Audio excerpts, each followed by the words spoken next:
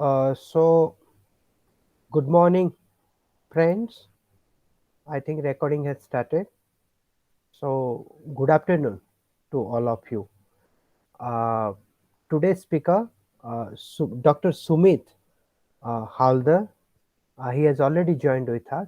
Today, he will be speaking on secularism and nation building project in India, juxtaposing the organicity and imposition. So, as the convener, let me introduce the speaker today and let me introduce the theme of today's talk.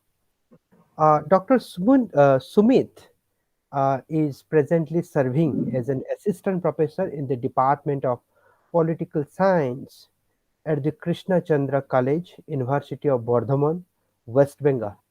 Before it, he was an assistant professor in the School of Public Policy and Governance at the Jagran Laxity University, Bhopal. And Sumit, you'll be happy to know that the current Vice Chancellor, uh, Professor Sandeep Sastry, has already given a talk, and in his stint in the world of public policy formulation and analysis, he has served as an associate fellow at Rajiv Gandhi Institute for Contemporary Studies, New Delhi. He was also the faculty member at the Institute for Excellence in the Higher Education, Bhopal. He has completed his MA, MPhil, and PhD in CPS from Jawaharlal Nehru University. His research interest primarily lies uh, in the area like governance studies, regional politics, populist politics, leadership study, and cultural nationalism. He has several academic papers and book chapters to his credit. He writes in newspaper and he has organized and participated in various national and international seminar, conference and workshop. He is also the member of Board of Studies for various universities and colleges.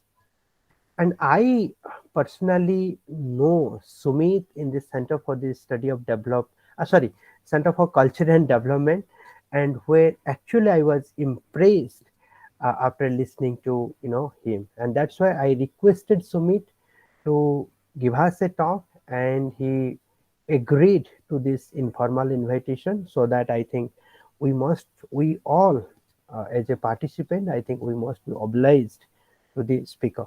So today he will be speaking on secularism and nation building project in India, juxtaposing organicity and imposition. Let me read the theme of today's talk. So, in the context of Citizenship Amendment Act, National Register of Citizenship, and NPR, there has been tremendous debate on secularism. There are many ways of seeing and understanding secularism, and one way is that secularism is a religion of humanity and a clear roadmap in a impartial governance. It also means the declaration of intellectual independence, protest against the theological oppression, and most importantly, the abolition of sectarian feuds and the destruction of the business of fear. Adaptation of constitutional democracy in the post-colonial India was signaled in this direction. But in the nation building process, the implementation of secularism has largely been ignorant of the reality of public culture. The politics within mediate this liberal and constitutional uh, the politics which mediate this liberal and constitutional language are tremendous, uh, quoted with religion. Interestingly, in building up a secular, social, and democratic project, the larger tone adopted by the liberal constitutional forces has been that of looming insecurity and danger, to which the prescribed remedy has been the idea of constitutional democracy. With the absence of a robust social justice blueprint, secularism is losing its organic charm and getting projected as an imposed category among many circles. No doubt, religion, a religious populist discourse is using the language of empowerment and inclusion. Within the populist discourse, there is continuous negotiation of claims, but without a permanent solution. With the heightened religious populism, there is an increased production of cultural boundaries, where religion becomes the major player in the process of identity formation, while secular constitution narrative becomes the silent spectator of whole process. So there is a tremendous gap between the notion of larger public culture on one hand and that of the constitutional ethos. For secularism to be worthy participant in nation building, it needs to be free from const, uh, constitutional divinity and adopt a more grounded approach. Now, with this introduction, now I welcome my friend Sumit to give us a sense that what is that constitutional divinity and what is that grounded approach. Through that, I think Sumit will give us a sense uh, what is the organicity and imposition uh, in relation to secularism so far as the nation building project is concerned in India. So where secularism becomes a kind of imposition and where secularism becomes becomes a kind of organicity, right? So I think these two things, organicity and imposition, are very crucial so far as understanding of nation building project in India is concerned. Now, I welcome Sumit to start his talk, and he may take 1 hour so that we can, go back to our question and answer session. So, please, Sumit. Thank you. Thank you, Himanshu. And first of all, I would like to thank him primarily because we all are faculties in various institutions, but taking such kind of academic initiatives whereby you have been inviting, I have followed you very closely, the kind of programs you have been organizing, I mean, 2 to 3, 4 times every week, and enriching your students with the talks by very dignified people all around the country. So I may not be as qualified as them, but I will try my level best. So thank you once again. So let me start. So since my mode of engagement today with all of you will be very informal, I won't enter into very deep academic nuances, so to say, but I will try and make my talk as simple as possible for you all to understand. And in the question and answer session, I hope we'll have a very fruitful and enriching engagement. So let me begin. So first of all, I would like to, as the organizer very efficiently pointed out, that the two words organicity and imposition are the very crucial elements in my talk today. So let me begin with the present political scenario in India. I mean, since the time the talk about NRC, CAA have begun, there have been certain, so to say, quasi legal steps started by the government whereby people are being called and their citizenship status are being checked. Although it's not fully, it has started. So, from a very technocratic perspective, one might say that there is nothing wrong in it. But let me here bring about the idea of a nation. Now, we need to first of all primarily differentiate between the idea of a nation and a state. For me, that's very crucial. I mean, as far as the legal nuances is concerned, as far as the idea of state is concerned, there is a legal boundary, there is a geographical state, there is a governmental system, there is elections, etc., etc., etc. But as far as the idea of nation building is concerned, and more importantly, as far as the idea of nation is concerned, it's primarily based on the idea for me on the primarily on the idea of emotions. Emotions are the most crucial factor as far as the idea of nation building is concerned. Now, we have multiple doctrines, we have multiple constitutional frameworks given by our constitution, which we solemnly have resolved to follow. Now, let me first of all, the first point which I would like to emphasize on is why are we adhering so much of importance to the idea of secularism? And what does that mean? In today's time, when you are sitting together and having an academic discussion, the very first question which should come to one's mind is why is there so much of emphasis on the idea of secularism? Why is secularism so important? What harm would it do to a nation building project if we are no more secular? These are the very crucial questions which I think we need to face head on. Now, the first thing, as Himanshu has pointed out, I had sent him a small note about the crux of my talk, which he has read out.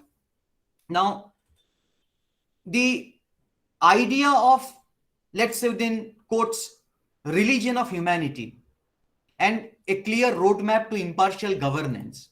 I mean, in our day-to-day existence, especially if we talk about India, whenever we are talking of the idea of governance, we are talking of the idea of public service. This clear roadmap of an impartial governance and the idea of humanity, which should be engraved within the very constitution of governance, that for me is very crucial as to why the idea of secularism has to be followed. The second point I would like to emphasize on is why secularism is so important. It primarily means that every individual matters. That is very crucial. The question which I emphasized on in the very beginning of my talk, that what would have happened had we not been secular? Why is secularism so important? So the point I would like to emphasize here is that every single individual matters. For me, the very idea of secularism gives an added strength to the very idea of democracy. We are talking of demos, we are talking of cracy, as every political science student knows. Rule by the people. But when I'm talking about the constitution or the idea of constituting the idea of people, there every single individual matters. The sense of individuality cannot be done away with in the name of a collective effort. That is very important. Number 3, why secularism is important? For me, it is a declaration of intellectual independence. And it's a very clear protest against theological oppression. As we all know, that if we look at the history of India, since the, if not too back, but even if we look at the idea since the British times, we all have read in our school history books the formula adopted by the Britishers to divide and rule. But for me, the more critical question is that is it enough for us only to blame a colonial force? Because the very utterance of the word colonial should make itself very clear that they were here not to serve, they were here to benefit. So where do we put the onus on? Who was responsible so that a few handful of Britishers could rule us for so long? Was there a problem with them? or was there a problem with us? These, within quotes, sometimes we might say taboo issues, where we don't like to talk about the very intricate and very complex problems which have infested our very idea of nation building since time immemorial. These are the questions we need to address. And to address them, the idea of secularism needs to be adhered to. It needs to be followed. Now, I would like to come to the next point, that why did independent India as a nation adopt a constitutional democracy? For me, the answer is very simple. For me, the answer is it was basically an effort to destruct the business of fear. Now, what kind of fear are we talking about when we are talking of nation building? When I utter the word nation building and I emphasize on it regularly, there has to, we have to have an idea of collectivity. We need to have an idea of togetherness. But this idea of togetherness, how are we going to form it? If in every nook and corner of the societal formation, there is the dominance of fear. If fear is there, organically people will not come together if there is fear. So for me, if somebody asks me that why did independent India on the 15th of August 1947 adopt a constitutional democracy, the answer for me is it was a very clear effort to fight against the politics of fear.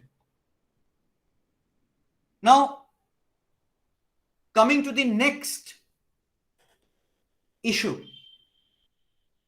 where does the problem lie with secularism? I mean, we can worship secularism, we can go gaga about secularism, we can talk a lot of things about secularism day in and day out. But for the students like us, for academicians like us, and not only academicians, for me, for every single citizen, it is very crucial to understand that where does the problem lie within this multifarious idea of secularism, this diverse idea of secularism, especially the one which we have been following in India. Now, the first thing I would like to point out is the abstract implementation of secularism and its opposition to the idea of the larger public reality or the larger public culture. That for me is very crucial. In 1947, 15th of August and the midnight, we got independent. We all know that. The effort of writing a constitution had begun long before. 3 years down the line, 1950s, 51, we actually adopted the constitution and we started following it. But till 2022, 5th of March, as we are discussing secularism and the idea of nation building today, the primary question we still are facing is whether this notion of secularism is organic or it has been imposed. Now, when we talk about the idea of public culture in India, here we find the dominance of religion in every aspect of our lives, from whichever part of this country we might belong. Let us leave some aberrations, few non-believers, but I'm talking about the majority. Religion is playing an extremely crucial role, not only in the political sphere, but more importantly, in the day-to-day existence of people. When this is the situation of a nation, where in the name of religion, everything can be tolerated, where in the name of religion, there is absolute intolerance most of the times. In such a situation, the question we need to ask ourselves is, jotting down a few, may not be few, too many actually. India has the largest or the longest written constitution in the world. So it's not few, many.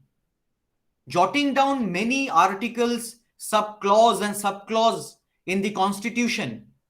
I am not completely negating, but what I'm trying to emphasize is that has this been in tandem with the larger public culture in this country? What are we going to prioritize? Is it the constitutional values or is it the religious beliefs? That is the struggle we have been doing since last 74, 75 years. Let me very categorically say that in my opinion, anybody is free to differ with that. In my opinion, secularism for India is an extremely desirable project, but at the same time, it's an external one. Let us accept that. It's not something which has been organically grown in this country. Like the constitution we have adopted for ourselves, which we are still following till date. Multiple values, rules and regulations, modus operandi, those have been borrowed and hired from many countries. But the idea of secularism, which interestingly was not there in the original constitution and was only included in 1975 during the Indira Gandhi regime, that is another very crucial question as to what was the reason the very idea of nation building through the process of constitutional democracy, in that the idea of secularism was missing. I mean, we can go back to the constitutional debates where multiple members have opposed and had argued that the nation building process is an organic one and people themselves will realize with passing time that secularism, we have to have this idea of secularism to have a very effective governance. Now, the next thing I would like to emphasize on is that the idea of politics in our country. You see, when we are talking of nation building, we cannot be, I mean, to use a very oriental example, if I might say that, we cannot be Gandhari. We cannot just tie a black cloth. We cannot just tie a black cloth around our eyes and just not look at things. That's not possible. When we are talking of politics in our country, we cannot just blindfold ourselves with a black piece of cloth. No, it's not possible. When you are talking of politics in this country, the very idea of a liberal constitutional language, and on the other hand, the importance of religion and its crucial role in politics comes into play. I mean, none of us are naives. I mean, even if we apply our simple, I mean, the basic common sense, if any citizen of this country applies, we need not add to this that politics plays a very crucial role in this country. Elections after elections, regimes after regimes, they have, I mean, in a very technocratic manner, they have used the religious sentiments of people to garner support and to capture power. That's the harsh reality we need to face. Now, when this is the condition we are facing in this country, how much of liberal constitutional language are we following and how much of religious sentiments are we valuing? These are the two opposing forces which have been the governance reality of this country. Moving on, whenever we are talking of a secular social democratic project in this country with an aim of nation building, one of the larger tone, I mean the overwhelming tone, has that been of an insecurity. Now the question is, what are we insecure about? I mean, let us just go back to the years 1945, 46, 47.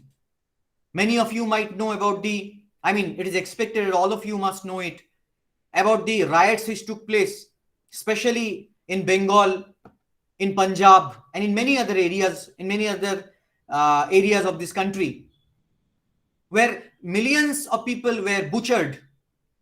Millions had to leave their home.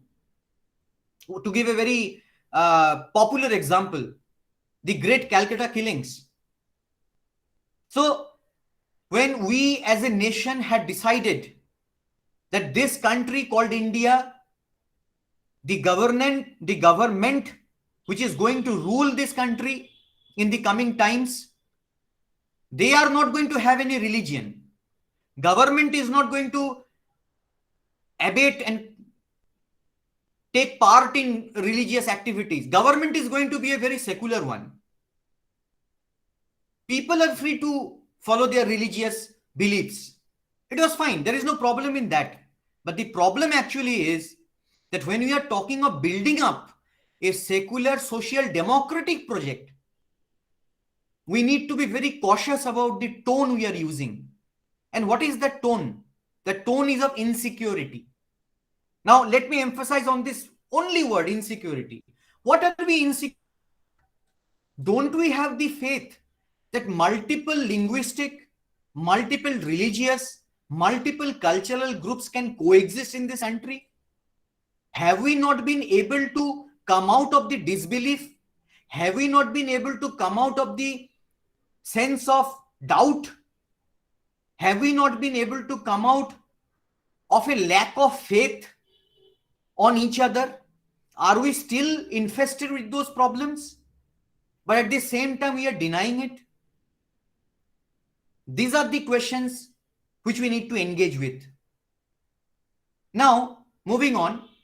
Now, the idea of secularism, when we are discussing, especially in the context of nation building, one very important element which for me comes into play is the idea of social justice. Whenever we utter the word social justice, one of the names which immediately comes to my mind is the name of Baba Saheb Bhimrao Ambedkar, who is also called the father of our constitution since he was the chairman of the drafting committee. Now, social justice, many of you being political science students and even people who are not from a political science background but are interested in the socio-political affairs of this nation, they must be knowing that the very idea of justice is a very intricate concept. A lot of scholars have talked about justice since time immemorial, and still the debate is going on. But even to simplify such a complex topic like social justice, for me, let me try and define it in a very simple manner. For me, social justice in a layman's language, not an academic language, in a very layman's language, it should be the minimum dignity which every person in the nation deserves. It might be in the form of proper food and clothing. It might be in the form of proper employment. It might be in the form of proper education. It might be in the form of proper health care, etc., etc. The basic or the fundamental or the minimum dignity which every citizen and every single person residing in the country deserves as a human being. That for me is the definition of social justice in a layman's language. Now, when we are talking of a blueprint of building up a robust social justice, the question is that how has secularism contributed to it? By being secular, have we been able to attach an organic charm to the very idea of social justice? Whenever we are talking of social justice and making efforts towards it, how or what role has secularism played in it? Have we been able to do away with the lack of faith which the unfortunate incidents of riots and partition had brought into our minds? Have we been able to do away with the sense of insecurity? Have we been able to view every citizen from the lens of constitutional and social justice? This is the thing which I have been pondering on. Now, there is a flip side to it.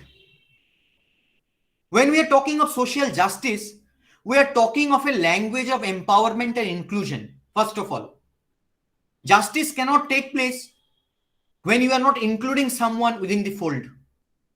So the very idea of social justice primarily is drawn on a language of empowerment and inclusion.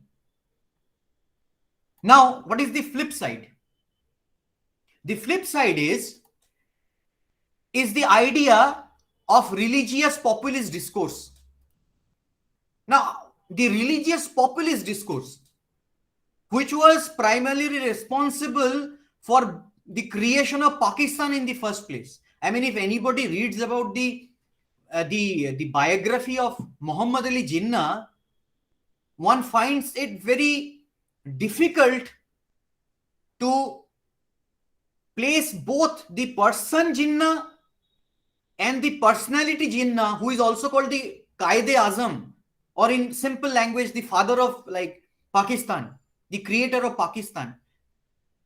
The person who to do with Islamic traditions, the person who was brought up purely with English taste and culture, he became one of the important persons or one of the crucial players in the formation of Pakistan.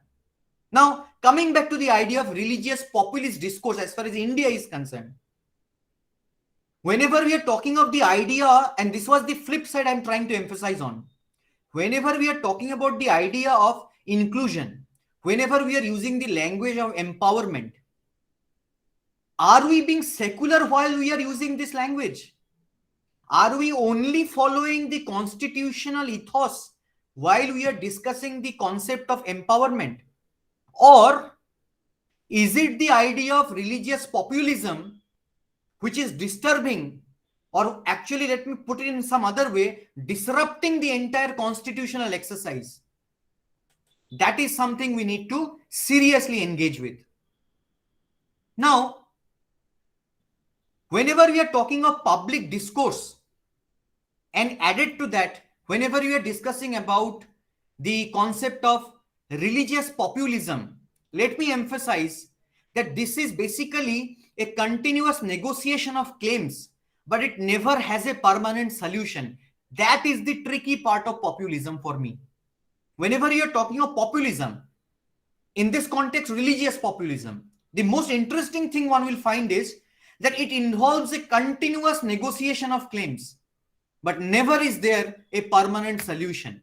Now, this pervasive fluidity gives populism the enormous programmatic flexibility and is its biggest capital. This fluidity, it's very fluid. It's like water. You put it in any vessel, it will take up that shape. This fluidity of populism, for me, is its biggest capital and also gives it enormous programmatic flexibility, with which the idea of secular, or more importantly, the idea of constitutional secularism cannot compete. Because as far as the area of constitutional secularism is concerned, its hands are tied by multiple terms and clauses. But populism, on the other hand, is completely free. It's like a free bird.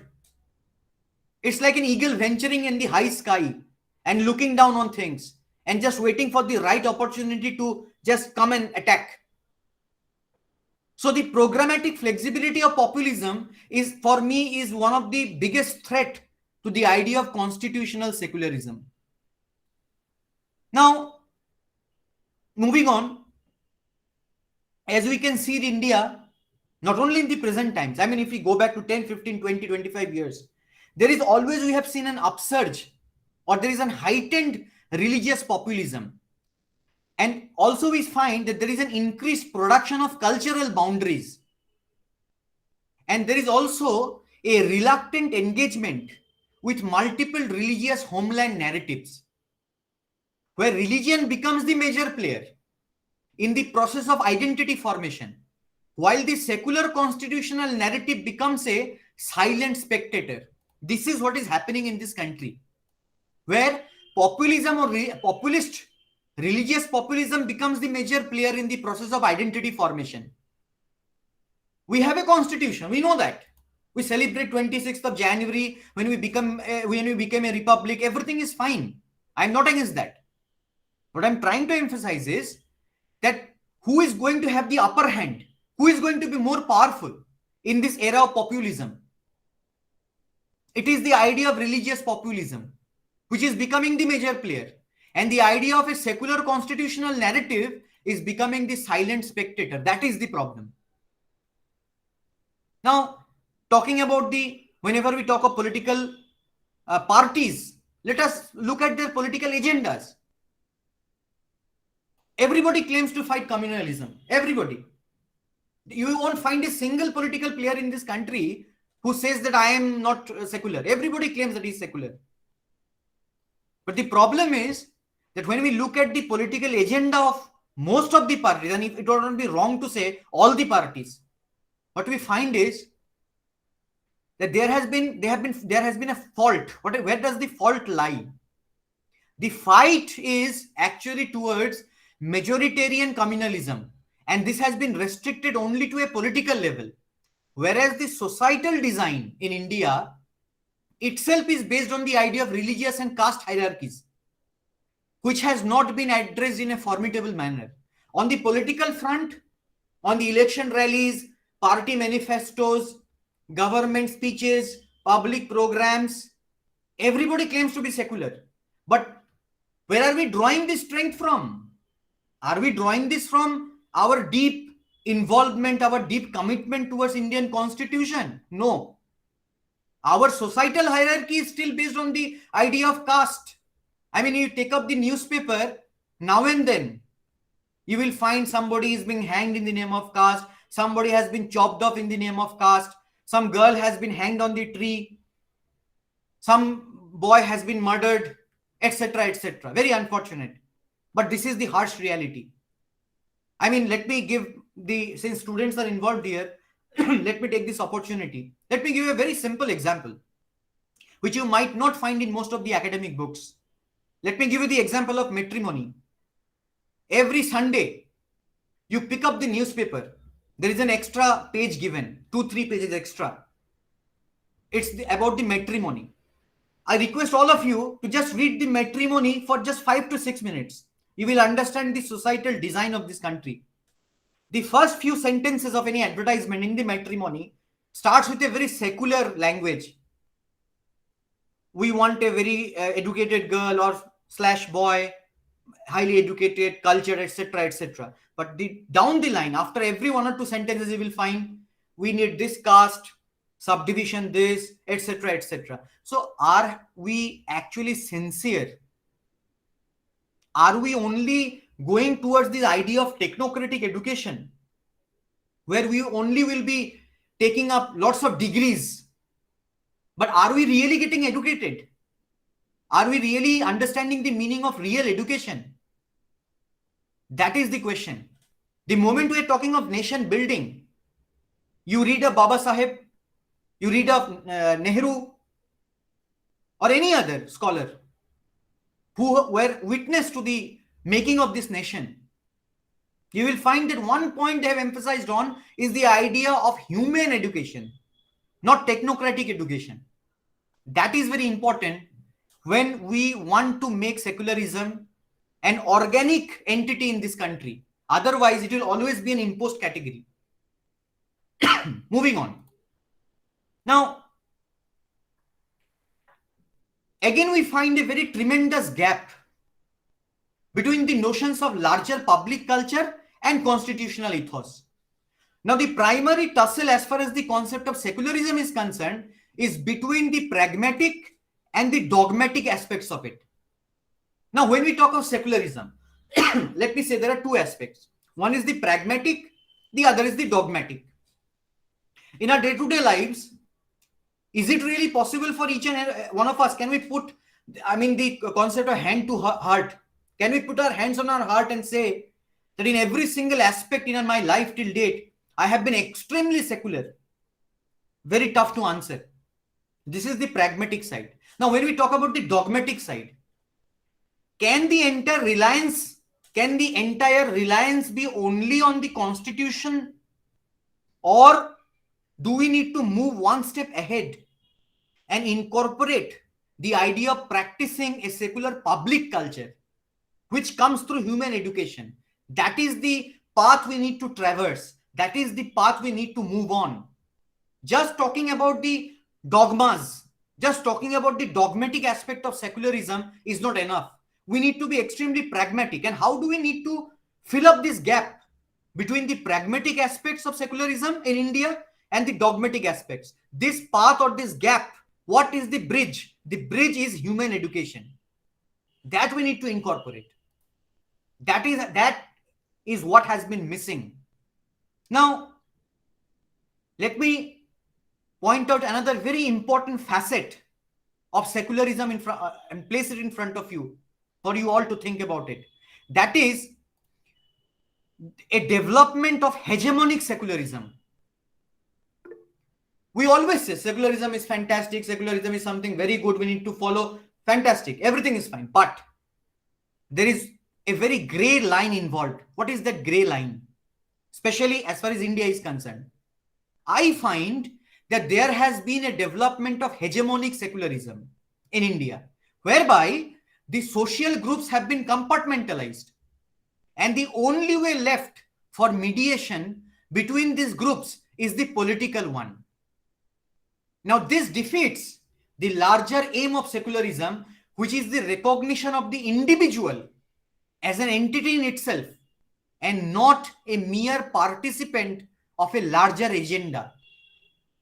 Now, the abstraction with which the idea of secularism in India has been dealt with has largely been ignorant of the larger reality of public culture and taste. Now, when we talk of secularism, are we only a part of a political party? Are we a part only of an area? Are we a part of only a residential welfare association? Are we a part of only a municipality? Are we a part of only a state? No. We as individuals also have our own identity.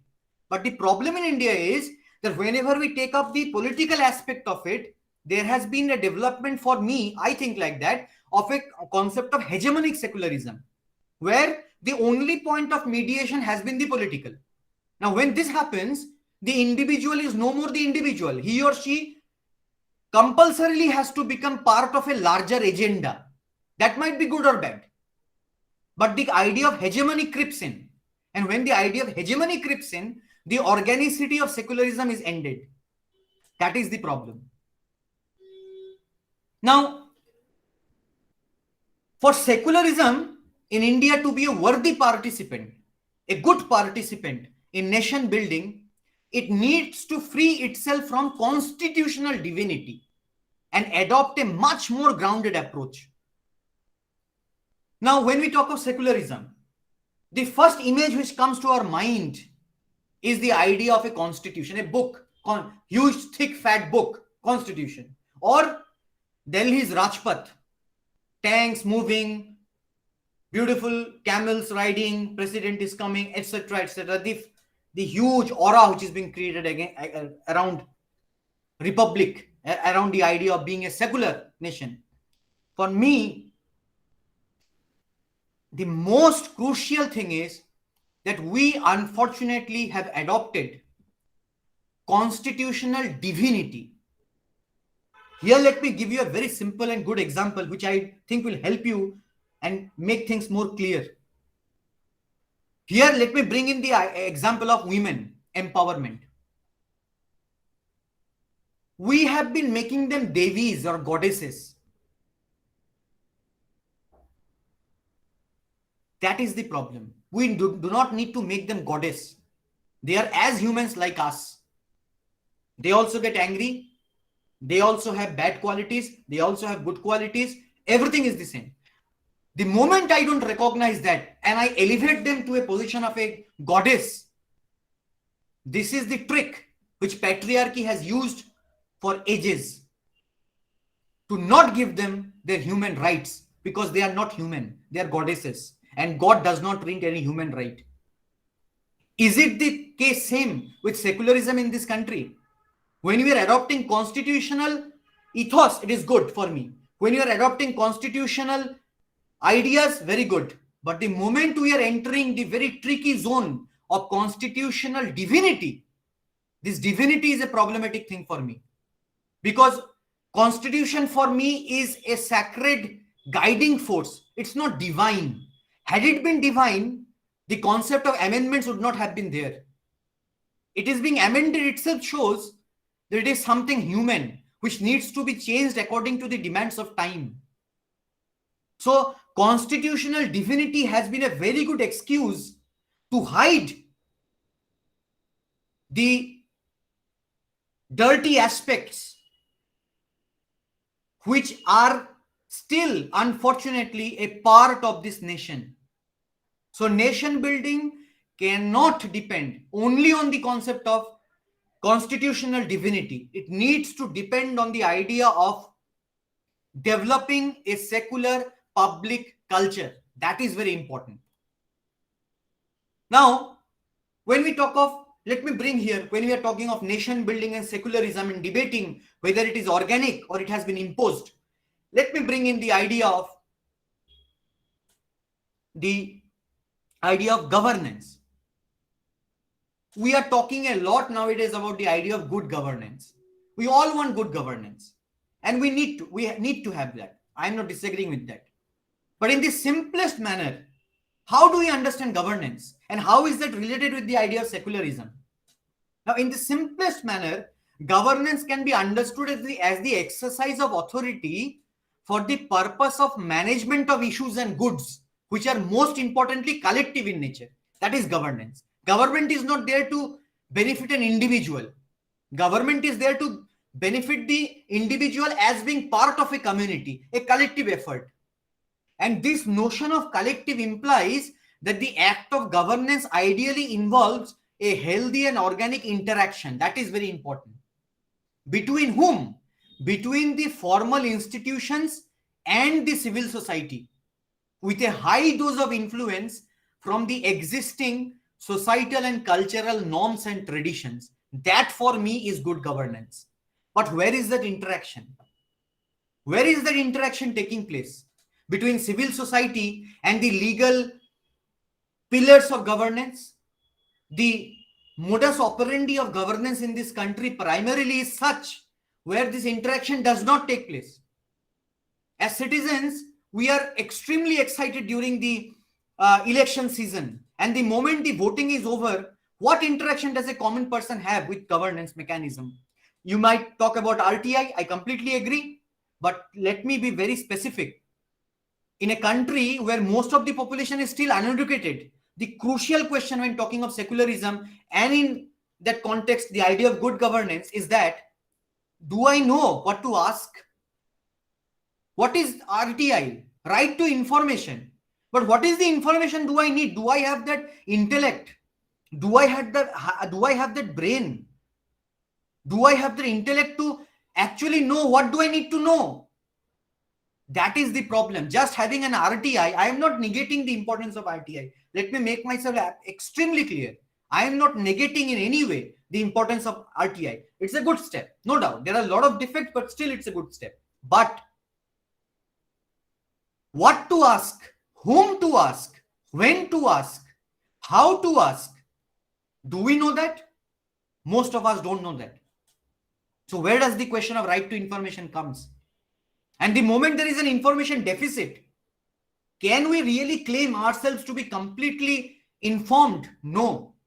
The moment we are not completely informed, can we make ourselves empowered and strong enough to strictly follow the constitutional ethos? No. The answer is a big no. This is where the concept of religious populism creeps in slowly. You are a Muslim, I am a Hindu. You are Christian, you are Buddhist, you are this, you are that. No, this is, since we are not empowered. What is the biggest problem in this country, which is this country is facing right now? Unemployment. Very simple. Who is talking about this? Hardly.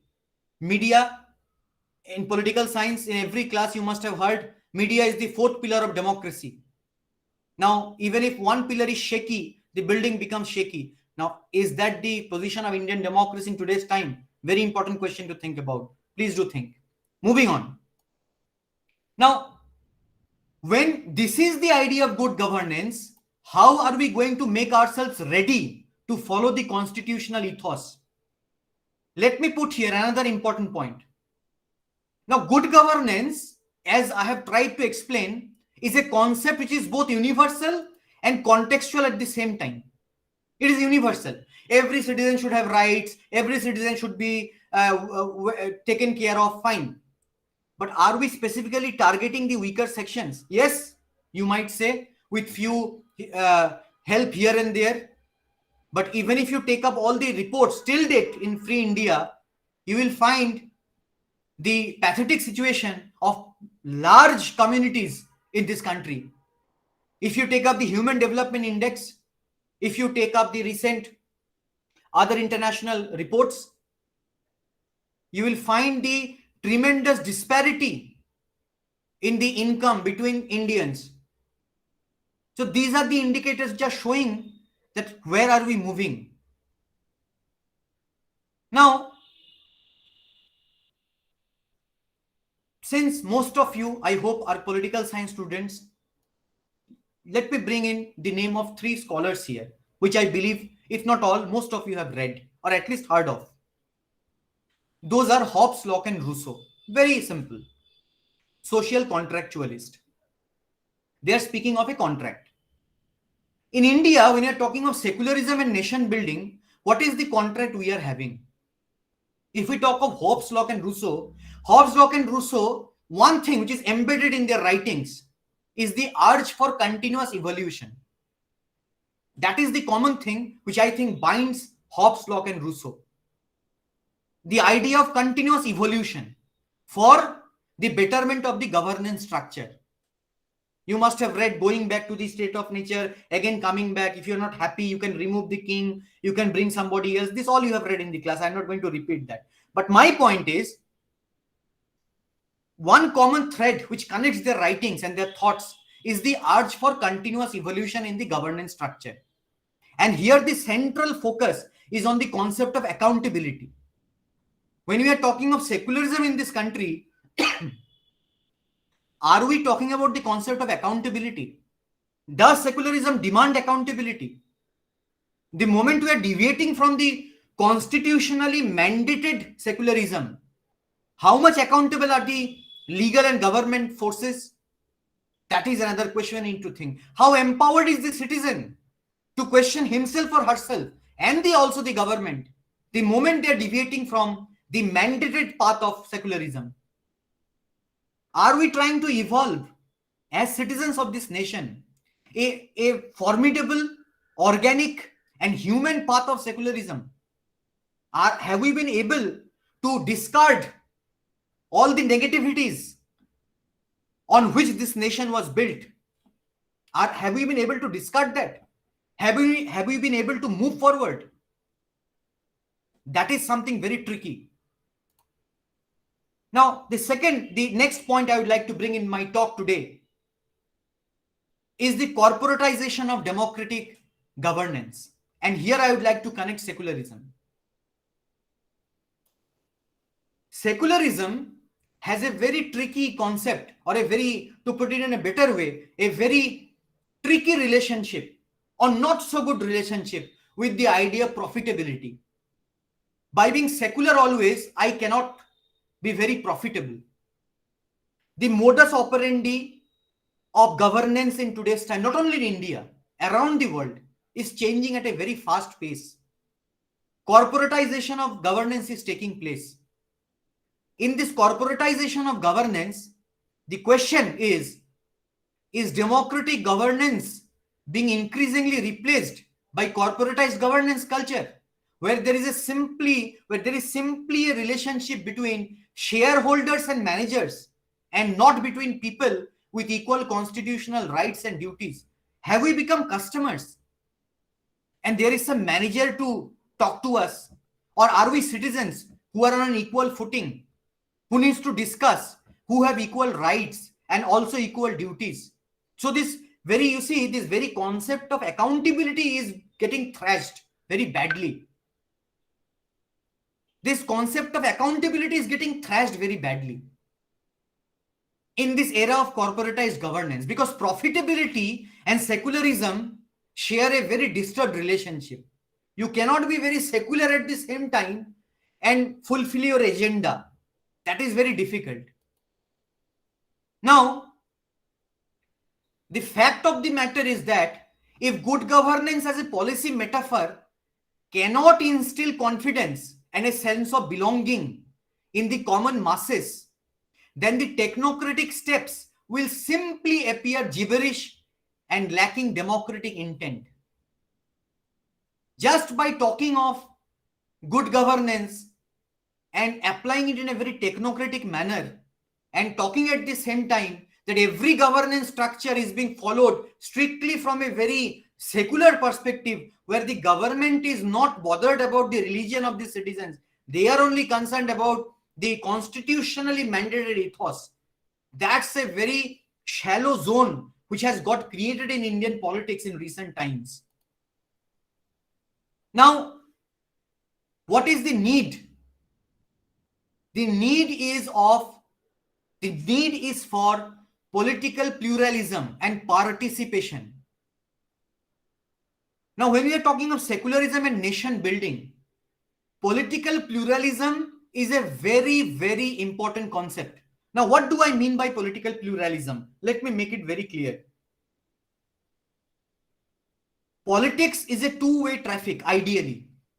It's not a one-way traffic. Now, technocratic manner in India, it's a two-way traffic. We vote, somebody gets elected, and they will serve us. Fine.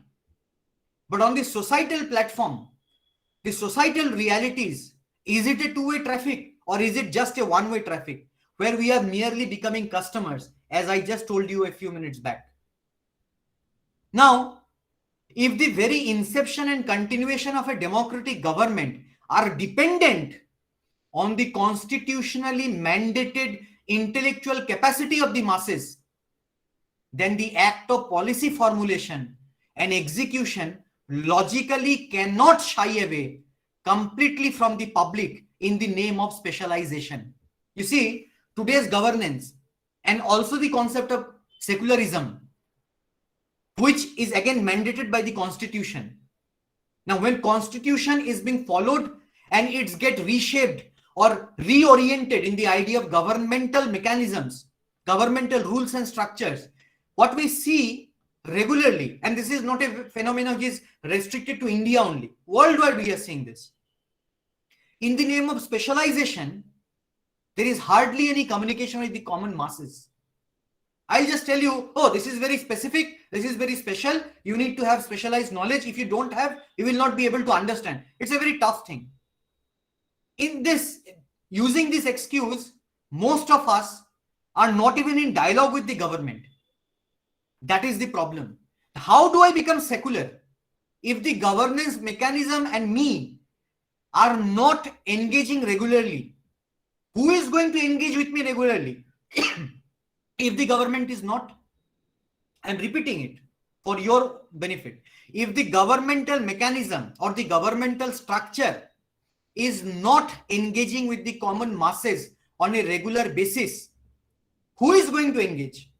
It is the religious populist structures. They are going to engage, and they are actually doing that. When the common citizen is not getting the remedy from the government, he or she is turning towards the populist forces who are promising quick solution for everything, quick solutions, quick fixes, less rules, less regulation, use of brute force, use of majoritarianism, and quick fixes. That is a very attractive trap in which people are getting enmeshed. That is the problem. Here, constitutionally mandated secularism is taking a severe hit. Now, if there is a continuity of a much celebrated though abstract secular project with occasional references to the constitution, but untouched by the socio-political structure in India, this for me is the best guarantor for the continuation of communalism. This is the best guarantee for communalism to continue. You have a very high sounding, fantastically oriented secular project, but the common masses are completely untouched by it. In the name of specialization, most of the people have never even been engaged with the idea of secularism in their day-to-day lives. This is, for me, is the best guarantee for communalism to continue. And this, unfortunately, is what is happening in this country and in many other countries. Now, the quicker we accept the still intrinsic state of secularism in India, accompanied by its desirability. You see, this is a very tricky thing. We need to accept two things at the same time. If we need to have a very serious and fruitful engagement with secularism in this country, what are those two things? Very tricky. Number one, first of all, we need to accept that the state of secularism in this country is very intrinsic. And number two, we also need to accept that it is desirable. It might be very, but it is desirable. Both the things we need to accept, first of all. Now, the faster we move towards the process of healthy nation building with secularism, the better the organic content will be. Secularism needs to have an organic content within it. Just high sounding words and taking big fatty books in front of people and talking about high sounding secular vocabulary is not going to help. Everyday practice needs to develop an organic thinking about secularism. And one of the most important tools for that is human education, which I have been emphasizing regularly. Now, only then it will be possible to effectively deal with the various shades of religious populism and their specificities, both at the level of content and also their effect on the social democratic project in India. That is what should be done. I think I have taken 50 minutes around, so I will stop here. I firmly believe that we can have a very fruitful discussion during the question and answer. I hand over the mic to our honorable organizer. Thank you, Himanshu. So thank you, Sumit. Again, I am not honorable. You know, we are, we all academician like, we are at the same juncture. I mean, we have to do something. I must be thankful to you that, the listener will well understand that why I opted you and why I wanted our participants to listen to you. I mean, you are having a very great oratory skill. I think Dr. Smriti Ranjan Dhal will also agree with me. Not because we all three belong to JNU. I mean, there is a quality actually. Without quality, you cannot get into the JNU. I mean, brilliantly, you brought many points, and I am also interested in secularism, and I have also read many things about the crisis of secularism, and you brought many points where you said that as long as the organicity is not attached with secularism, then this nation building project, it will be just like a pseudo kind of thing, right? It's not genuine, right? So I think you brought, hegemonic secularism, and that hegemonic secularism is also not good, and in a way you didn't touch upon the secularization process, right? So let I think the trouble what I have with you is that, when I was in MA in Hyderabad University, Professor Rajiv Bhargav, he came and he's a very good expert in secularism, and he started like that. Okay, initially in our constitution that secularism that word was not there, but does it mean that India was not a secular state when the concept like Vasudhaiva Kutumbakam, uh, Sarvadharma Shambhava, all these concepts are, attached.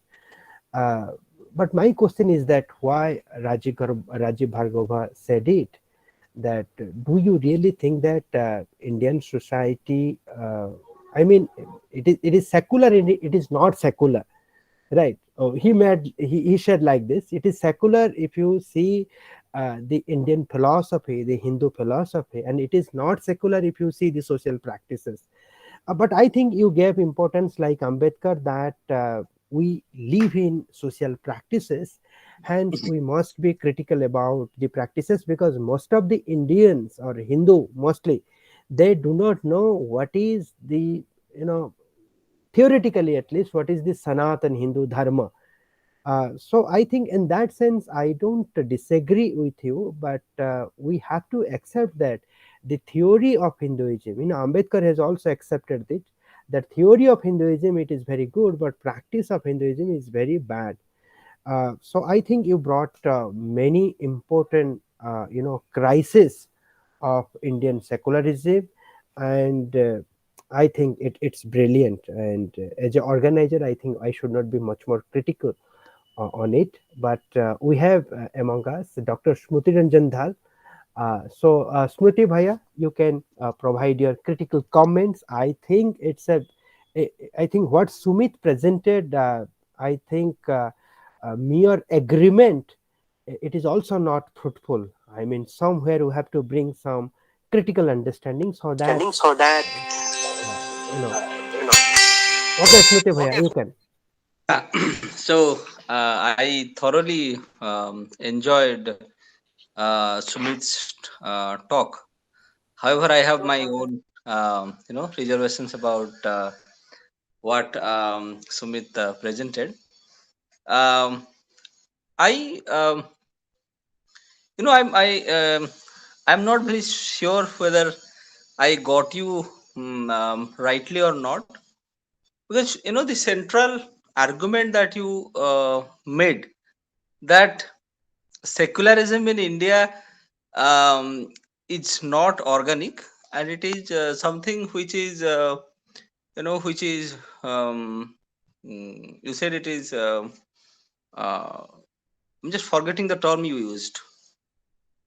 I said it was primarily an imposed but desirable category. Imposed. Yes, yes, yes. I'm sorry for forgetting. So you said it is, it's a kind of imposed secularism and not organic. I do, so the first problem with your talk that I found is you never um, defined secularism in your talk, because it is not a very simple concept. It is a bird with many feathers. So how do you define it? So that is the first problem that I find in your talk, that you did not define it. And then when you are saying that it is imposed and it is not organic, then you could have elaborated on that claim, why you think it is imposed and why it is not organic.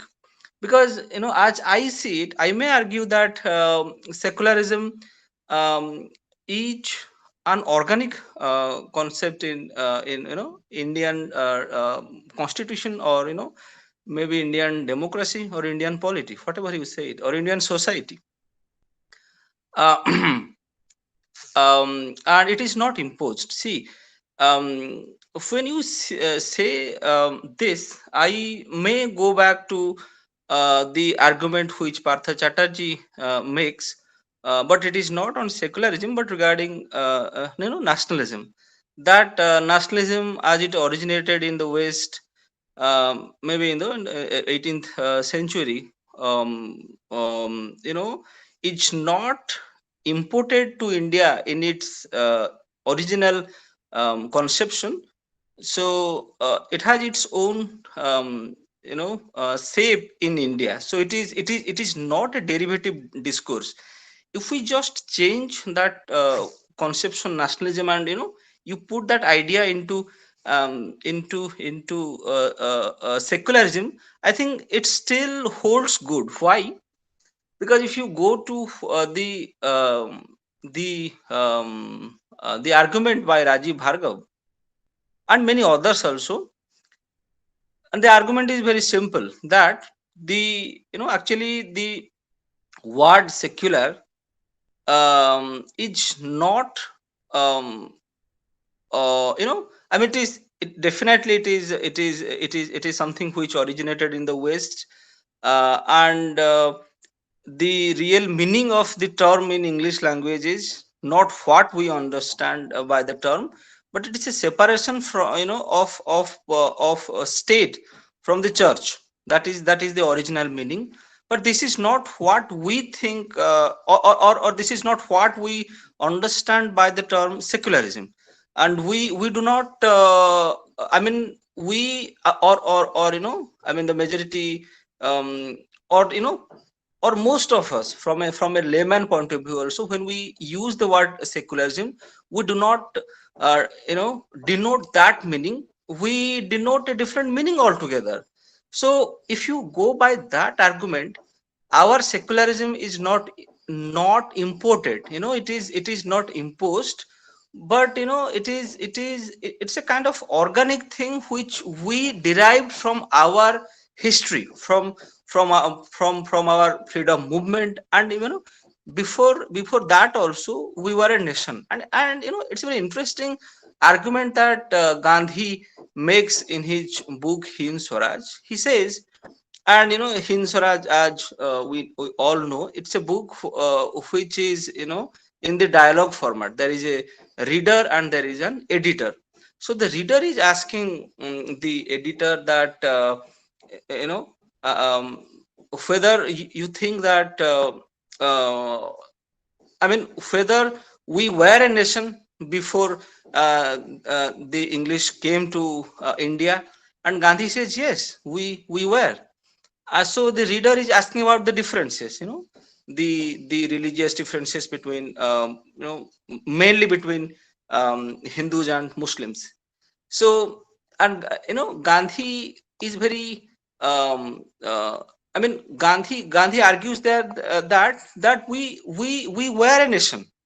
We were a nation. It is not that English people came to us, they occupied the country, and then we realized that we are a nation. Gandhi says, no, it is not that. We were a nation, irrespective of the fact that, we had different religions. And he has his own arguments why he's saying this. Why I am bringing that thing in this discussion on secularism.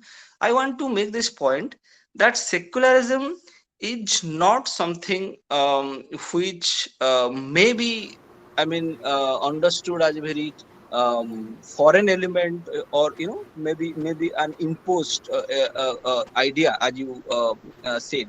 So that is it. So the question that I want to pose to you, that how do you define secularism, if you are making such a strong claim that it is imposed rather than organic. So this is I think my reservation about the talk.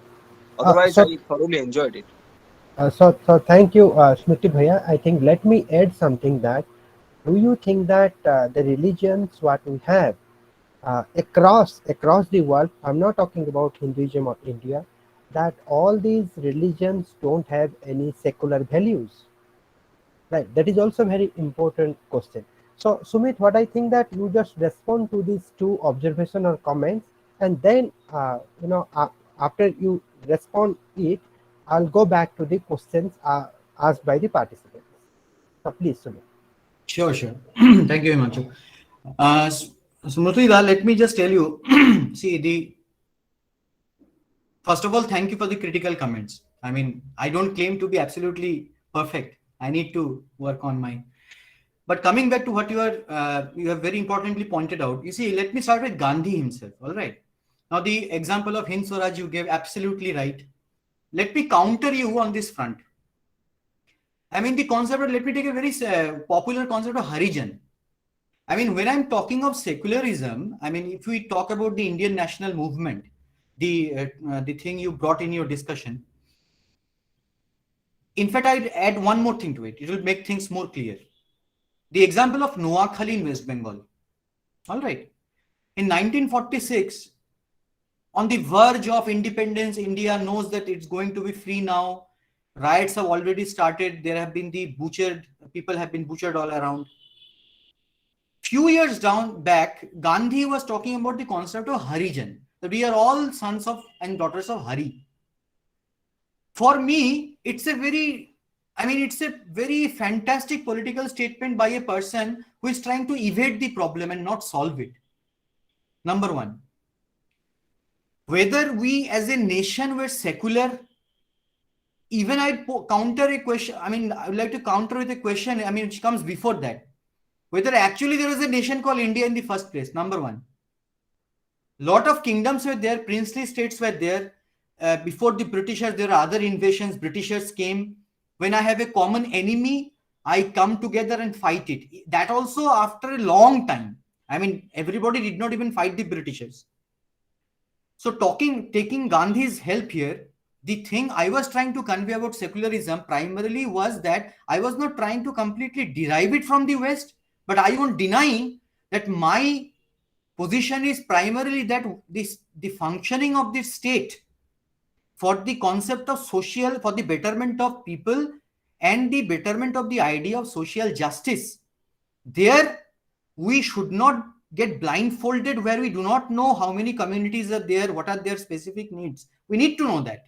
But my focus was primarily on the idea of approach, because I personally feel that the approach of governance which have been taken in this country has been populist since 1947. Populism is not something which has arrived after 1991 or after 2000. Populism has been there in Indian politics since in fact before that also, but in a very different format. Because of the economic liberalization, the lot of pressures have come in, new players have entered the field, the idea of populism has taken new forms and shapes, but populism was almost there. If you ask me, I'll be very frank with you, who can be more populist than Gandhi? One of the most populist leader of our country. I respect him, all right, everything is fine, he has many good qualities also, but has he really in his political career addressed the core problems? I'll give you one more example. Just take the example of the state of West Bengal and the country of Bangladesh. You must be well aware about the problems of the Dalits in this portion of the country in today's time. One example is the Namashudras, who were primarily the refugees who had come from Bangladesh to in West Bengal during partition. The Bhadralok culture, the political Bhadralok culture of West Bengal, both in the literary field, in the political field, and especially in the societal field, there has always been a blanket cover on the problems of Dalits in the state. Slowly, they are evolving now. Their voice is becoming stronger.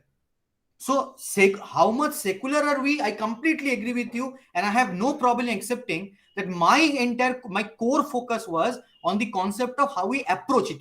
As you rightly pointed out, that it was primarily the differentiation between the state and the church. But interestingly, in India, we don't only have church. We have a lot of other things. So there, the differentiation between this state mechanism and the societal life, that should be differentiated. I am not talking about a iron curtain between the societal life and the political life. That is not possible. What I'm trying to say is, whenever you're talking of government benefits, when you're talking about social justice, when you're talking of developments, both your approach and your mechanism, that should be very, secularly technocratic. Let me put it like that. That should not involve your religious sentiments and your religious preferences. Let me just take 5 more seconds, Himanshu, if you allow me. It's basically, for me, it's basically the idea of hierarchization. There is a hierarchy. Which element do I put above the other? For me, it's the secular approach of governance, which is more important as compared to my religious preferences. Till the moment the government is not able to do it, and it's the other way around, the entire political roadmap or blueprint of this country cannot claim that we are following a secular structure. That was my core focus. If I have been, at least try to answer your inhibitions. Okay, Himanshu, if you allow me just one more, comment I just forgot in the first round. Okay, you Um, may. um, Sumit, one more thing that I wanted to point out regarding your formulations on nationalism. You said that you put a lot of um, value on emotions when you define nationalism. I do not deny to that, but putting the premium only on emotions and not um, uh, uh, not including other crucial elements, be it from the Marxist point of view, be it from the other conceptions of nationalism. So it is not. I mean, it is not that you know.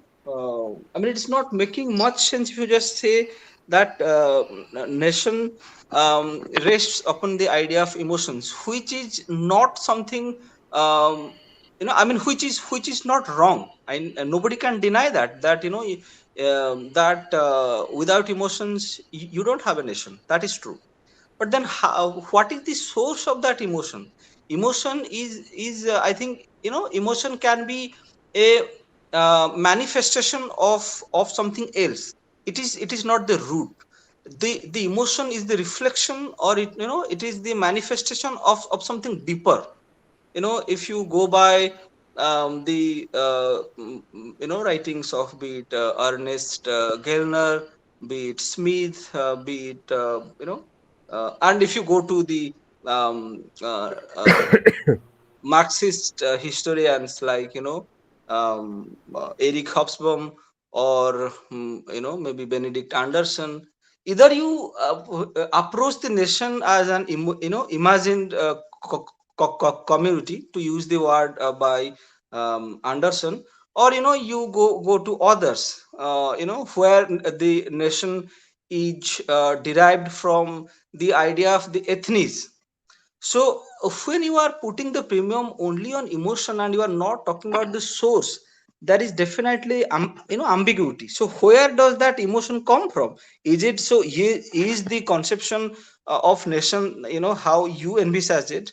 Is it based on only an imagination, like Anderson said, or is it like the ethnic you know roots of nation? So which one you are envisaging? That is my question. So, Sumit, I mean, please. yeah, Himanshu. Thank you, Smrita. It is a very, very good question you asked. See, let me clarify on this point. When I was I was not putting the entire onus on the concept of emotions only. Let me put it like this. I mean, the title I have deliberately used, that organicity versus juxtaposition. I mean, juxtaposing organicity with imposition. All right. This is the help I take here to answer your question. You see, when I'm talking of emotions, I would like to interrogate, I would like to interrogate myself only, self interrogation I would like to do. This idea of emotion, or this concept of emotion, of feeling something for something, is it not something just been imposed? Is it something organic? I mean, let me put it in a very simple sentence. I was born in India. My parents told me, you are Indian. I was educated, born and brought up, I studied, got a job, living in this country. Years and years of training, years and years of telling you continuously, each and every moment, this is the piece of land you need to love. This is the piece of land you need to die for. I mean, a soldier fighting on the Kashmir border, he doesn't even know the person he's shooting at. All right. And also the case is vice versa. They also don't know. Same for the entire world. Is this emotion? I mean, I don't have a very ready-made answer for this. I would like to interrogate further on this and ponder upon it. Is this emotion something which we really can claim to be organic? I mean, let us take the example of Tagore. The one of the most celebrated literary figures, not only in India, in the world. He is saying that nationalism is a disease. One cannot be more harsh than that. And we are celebrating him. I mean, fortunately, on a lighter note, I say, thank God that Tagore is not alive in 2022. Otherwise, he would have been in serious problem. So he said that nationalism is a disease. So it is exactly on those lines. I was trying to say that when we talk of the idea of a state, we have a very technocratic definition of it, very well defined. This is the But this is the border, this much kilometer, this is the area, here we have situated, we have a government which is federal, etc., etc., etc. But when we're talking of nation, there is this, there is no, this synchronization somewhere seems to be failing. The point you very rightly you said, that the concept of ethnicity, the concept of being ethnic, again I will tell you, which one am I prioritizing? I belong to this group, then I am an Indian, so I am an Indian, or am I saying I am an Indian, after that I am a Bengali, after that I am an Udiya, after that I am a Bihari? Somewhere on the constitutional front, on the public forum, we all are saying the same language. Indian first, everything is afterwards. But my problem is that a nation building project is not something which only we can celebrate on a particular day of a year. It has to be done every moment. In that everyday living, you see, for me, these two words are very important. Everyday living. In this everyday living, how much secular are we? Which are the things we are prioritizing? Am I really feeling that this is something which is above everything else? That is the thing I was trying to highlight. So thank you, Sumit. I think you have a very powerful word with you, and that's why I think somewhere you are able to reply to all these disturbing questions. That is organicity. Without that, I think a strong nation cannot be built. So I think that's a very powerful word you are having. So I think we have two participants. They want to ask you directly. So Brundavan, you directly ask your question to our speaker today. Thank you so much, Himanshu sir, for your kind allowing me to share my viewpoints with you all. At the very outset, I extend my warm afternoon to you all present over this web talk. So, I personally feel that both Smriti sir and Sumit sir are talking, in a good sense. But I feel both are correct in their own standpoint. I just try to distinguish them. When Smriti sir said that secularism is not, imposition, it is organic in its nature. In so far as Indian society is concerned, it is organic in its nature. So I feel he is correct because since long, we, the people of India, we have been practicing secularism, but I disagree with him that it is now organic in its nature. Now, secularism in its organic nature is going on in our India because when secularism in its in organic way, it was there in Vedic period when the society was not so plural in its nature. After when the foreign invaders they came into India to conquer India, and in due course of time, some foreigners, some foreign religion like Islam religion, Christian religion, they entered into Indian soil. Problem starts there. I mean, we had to find our own way with them. We have to find our own supremacy over them.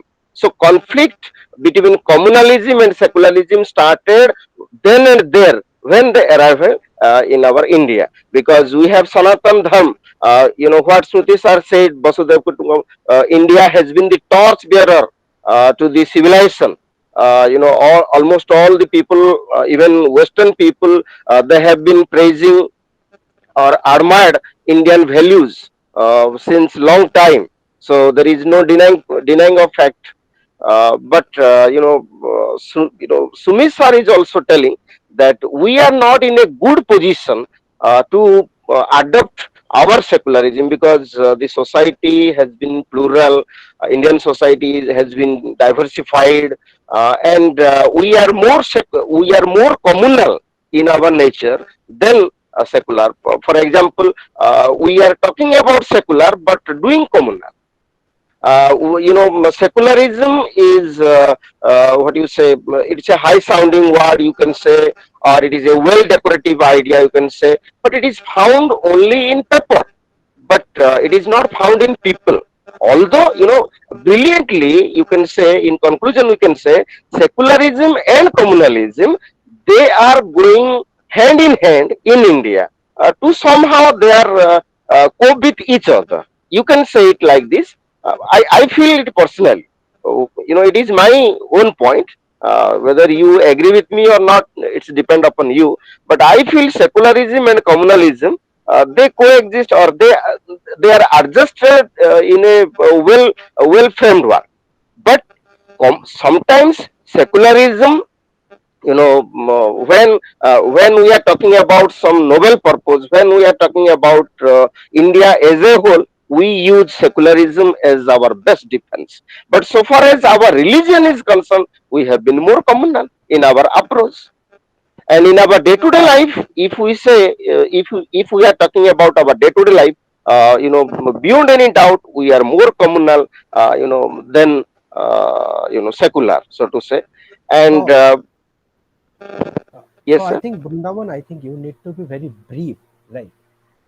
So the more you will be, more you will become brief, the more clarity, will come. Those who are listening to your question and the response from Sumit's side.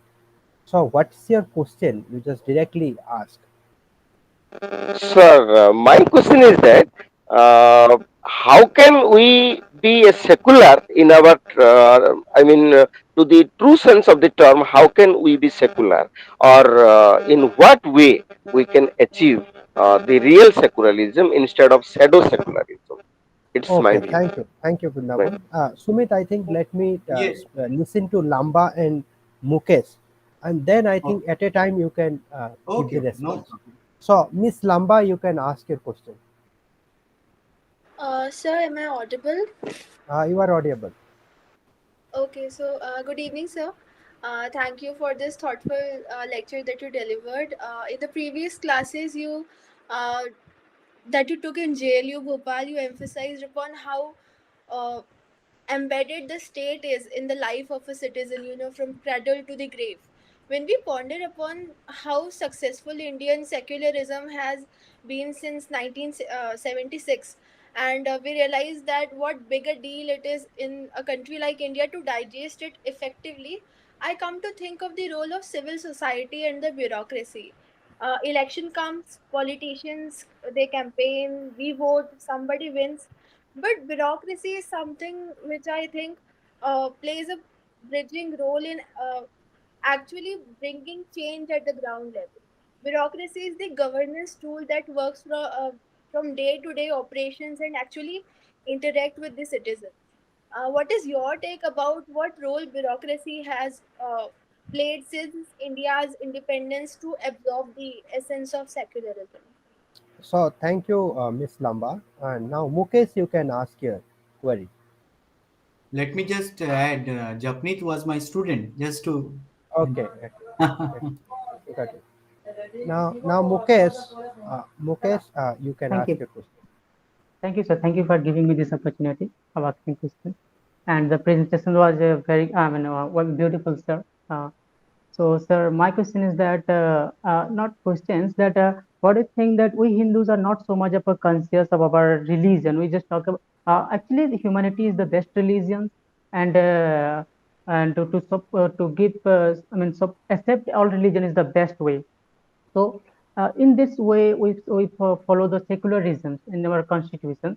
But the people that we are living here in India, that once I was staying with one of my in a mess, then there was someone here, a Christian, one of my brother, and he and I visit to his church, and I read Bibles. Okay, and actually I'm a Hindu and I read Bible. I read Bhagavad Gita also, but he never reads Bible, never reads he never reads Bhagavad Gita. Only he give important to his own on what scriptures, I mean Bibles.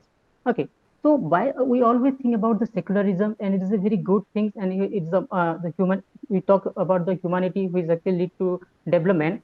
But I think we Hindu are losing one thing, that we are not so much of a conscious of our religion. That if you ask a group of Christian students, then almost they will say that, do you read Bibles? Then they will definitely answer yes. But if you ask a Hindu student, do you read Bhagavad Gita? I mean, very few of them they will say that I read. Okay, so my question is that, sir, I mean, Muslim in India, Christian in India, they are so much of a conscious, and they give a different level of respect to their religion. Okay, and we Hindu, we just broadly we accept all religions.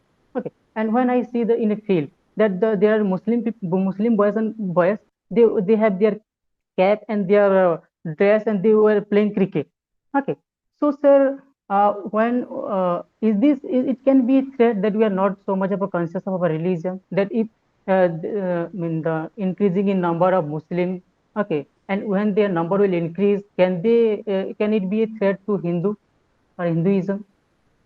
So thank you, Mukesh. I think the last question, let me read. I think two or three questions has been asked in the chat box. But I think the important. Himanshu, if you permit me, Himanshu, sorry to interrupt you. If you permit me, can I answer these three questions first? I think you can, but the last question, I'm just reading it out so that at a time you can Okay. answer. This is Okay. the last question actually. I think that's a very important question. Himanshu Meher is our student. He is asking, sir, why you give importance to humanity rather than religion? I think the intention of asking this question is that does humanity not lie within the religion? That's the question. Now you can respond to all these questions. All right. Okay. Okay. Thank you all for the very good questions. Vrindavanji, I think he has adopted, while I mean his was more of a comment rather than a question. So let me just react to that. Vrindavanji, I think, has taken up a very what should I say, a very pragmatic approach towards the idea of secularism, which I say is not bad. But you see, Vrindavanji, if I may answer, uh, whom should we call foreigners? As you used in your observation that there are some foreign religions which came, invaders who came. I mean, I'll give you a very simple example. In India right now, in our common dialect, day to day dialect, the way we normally speak, maybe in our mother tongue, maybe in English or any other language, we use, I'll just give you one example. We use the concept of Adivashi. In Bengali, we say Adivashi. All right. Which means the person who has resided there since the very beginning. So when we say somebody else is Adivasi, does it not in some way imply that I am not Adi? I was not here since the very beginning. Number one. Number two, can secularism and communalism go hand in hand? Can they coexist? Yes, they are coexisting. I don't deny that. But what is our primary motive? Where do we want to reach? What is our goal? The goal is that if we really truly want to become secular in and out, not only just showcasing it, we just really want to become secular in every aspect of our life, then I think communalism does not have a place. Number two. And as far as the idea of foreign invaders is concerned, foreign religion is concerned, as far as the historical facts are concerned, yes, you can say people came. Everybody was not an invader, by the way. There are many people who had done extremely good job in this portion of the globe. If I may not, if I may use that, I'm not using the word country as such, because there are some severe historical debates whether India as a nation existed in this form earlier or not. So I'm not entering into that debate right now. So this was my observation, or rather you might call a response to your observations. Now, coming back to Japneet, what is the role of bureaucracy? Yes, that is why bureaucracy is called the steel backbone of India. Now, you are absolutely right. It is the bureaucratic mechanism which has more interaction with the common people in everyday life as compared to the political leaders. I don't deny that. But please understand, secularism as a metaphor, secularism as a way of life, secularism as a thought process, secularism as a constitutional ethos in its various facets. Bureaucracy in India, the legacy has been derived from the colonial bureaucracy. Please understand. Netaji Subhash Chandra Bose had topped the exam. It was called ICS. He had gone to London, given the exam and cleared it. After that, he changed his life's plans. But our bureaucracy, when we adopted a constitutional democratic mechanism in this country, primarily we brought, if not everything, but primarily most of it was derived from the British bureaucratic system and few from other countries. So please understand, with rampant illiteracy problem, with rampant disbeliefs in this country, with a bloody past, with a tartared memory, can you expect the bureaucracy, which has been derived from the British bureaucracy in most of its aspects, to serve you or to discipline you? That is the question. I am not denying bureaucracy is not doing anything. That will be foolish on my part to say that. I am not saying that. But I am trying to emphasize on the core structure. What is the core of bureaucracy? Is it there only? Yes, on paper it is written, public service. Nobody is denying. But please look at the attitude. Please look at the way it is functioning. Please look at, I'll give a very simple example. In the UPSC exam, a lot of our colleagues, my friends, are in various services under Government of India, in various services. Interestingly, I'll give you a very short example. Interestingly, Japni, you'll find in the exam you will write something on, let's say, dowry, and you will get fantastic marks and clear the exam and get a job. But what is interesting is you get a job and then you take a dowry again. You have written an entire essay on dowry, why we should not take dowry, and you have got excellent marks and you have cleared the interview and finally you got posted and you are now a big officer with lots of people roaming around you the entire day. And the first moment you get, you are the person who is taking the maximum amount of dowry. I mean, if you go to the cow belt of India, which is basically Madhya Pradesh, Chhattisgarh, Bihar, UP, their rates are being fixed. If you are an IRS officer, you are slightly downgraded. If you are an IAS officer, you are the golden duck.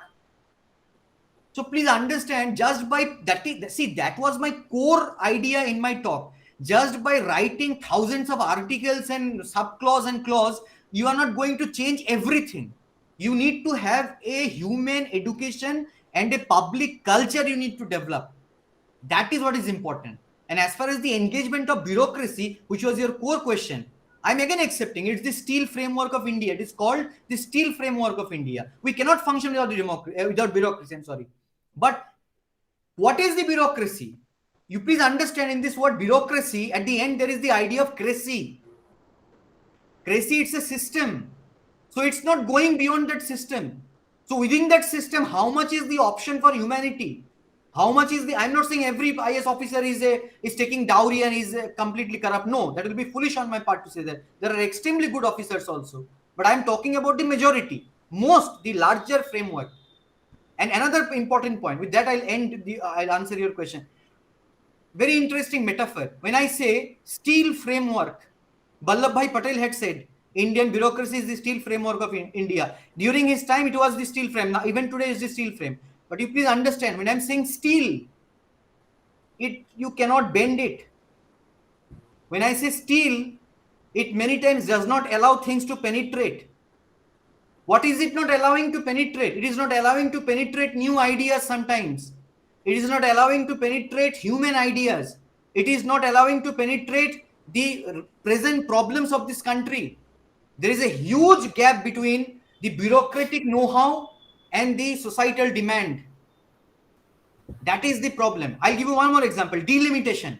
In lot of gram panchayats, if you know, there have been certain areas for women empowerment where only women can fight for the panchayat post right now.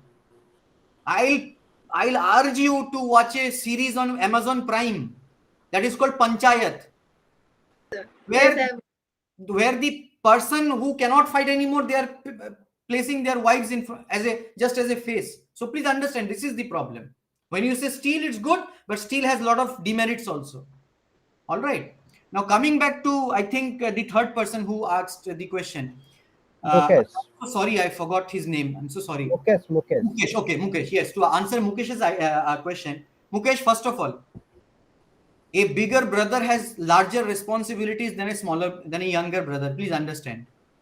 When you claim yourself to be bigger, it's not only about rights; it's about duties.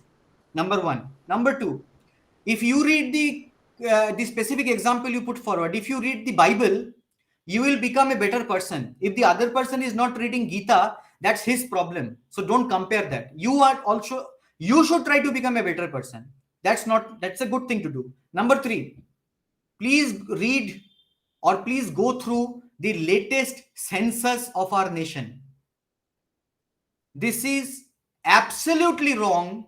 And let me point out very categorically, this is the first census where it has been pointed out scientifically that since independence, this is the first time when the Muslim population has gone down. It's scientifically proven. So talking about the threat that Muslims will become like too many and we will become a minority, it's absolutely a political gimmick, nothing more. Number four or six people wearing caps and playing cricket, you seeing them not feeling very good. Nobody has stopped you from wearing the Hindu attire. Nobody has stopped you. Number two, secularism does not mean not accepting the differences. The moment you accept the differences, the moment you accept them as they are, then you truly become secular. In school, you must have seen uniforms, right? In secularism, everybody does not need to wear an uniform. Everybody can be themselves. When you accept that person as they are, in their real form, then you are truly secular. So this is the way I would like to answer your question. Thank you, Mukesh. And Thank you, sir. Thank you. the last question would be very kind if you can just repeat it once. Okay, let me repeat. The last question is asked by Himanshu Meher. That why you think that humanity is important than religion? Okay. This question means that does humanity not lie within the religion? Within religion. Okay. I don't have a problem. I am not prioritizing humanity than religion. My problem is the way we are practicing religion. I am opposed to that form of religion. Humanity is embedded within religion in every single religion of this world. Every religion talks about peace, humanity, brotherhood, love, etc., etc. I don't have a problem with that. That is very good. But the moment I'm prioritizing is because we are actually following a political religion. I'm within quotes, I'm using it, political religion, where religion is giving me certain benefits. Religion is providing me with a sense of security. Religion is what a political religion is not doing. It is not making me a better human being. There is the problem. And only in that case, I'm prioritizing humanity as compared to religion. Thank you. So I think the brilliant reply, when religion becomes political and organized, then it becomes less human. And in your example, what you gave, I mean, the dowry wala example, that I clicked my civil service by writing against dowry. But the moment I become the IS, then my rate is fixed. I will take the dowry. I think this is the real problem of secularism, and there I think there the organicity of secularism is gradually decreasing, and somewhere it is becoming a kind of imposition from the state, and there is a huge gap between the society and the state, and the nation building project is becoming kind of impossible or incomplete. So thank you, Sumit. I think you are brilliant as usual. You almost handled all the questions, and though today we are having less number of participants because of my increasing number of web talks, and there is no certificate we are providing. Those who were part of this, web talk, it is because of their genuine interest. And I always believe that Ekoshandra Tamahanti no Totara Gone Picha. So even one individual can be right, 99 individual can be false. So I am also thankful to all those who participated in today's discussion and deliberation. Now we are at the last part of this event. Now I request my student Shiva Prasad Sahu to provide vote of thanks to our speaker. So Shiva, Am I audible, sir? yes, you are audible. Yes. Thank you, sir. So first of all, a very good evening to all respected teachers, distinguished scholars, and all the participants. Gives me an immense pleasure to give the vote of thanks to our keynote speaker, Dr. Sumit Howladar, sir. Thank you. Thank you. We are very grateful to have you today, sir. It is very thought-provoking session, and you literally touched every aspects of this concept. And I want to mention some of points you covered today. You talk about how human education is important for the bridge between the pragmatic and dogmatic aspects of secularism, and also you talk about how secularism is against the theological oppressions, and etc etc. You really did a great job, sir. So thank you. And I would also like to thank Dr. Himanshu Sekhar Mishra, sir, for providing and conducting this type of academia purposive web talks. And also, I'd like to thank Dr. Sumit, Dr. Smruti Ranjan Dhal sir for his kind and his opinion on this concept. And last but not the least, I would like to thank all and everyone who participate here in this web talk and raise their questions on this topic. So thank you all for making this webinar great. So thank you, Shiva, and I'm also thankful to you because you provided a vote of thanks. So on behalf of all participants, once again I'm thankful to Sumit, my friend, and when a friend like Sumit is around us, I mean, it's always a great asset so far as academics is concerned. And we have senior like Smruti Bhaiya. I mean, he is very good at theory, and I have already taken, two talks from him, and his participation always adds to our academic discussion. So thank you all, and I Thank think you. I must Thank you stop the so much, recording. So Himanshu. Sumit, see you. Thank you so much, Himanshu, and thank you everybody for participating and listening to me so patiently. Thank you so much. So thank Bye Thank you. you bye. so much. Thank you. Yeah. So I'm stopping the recording.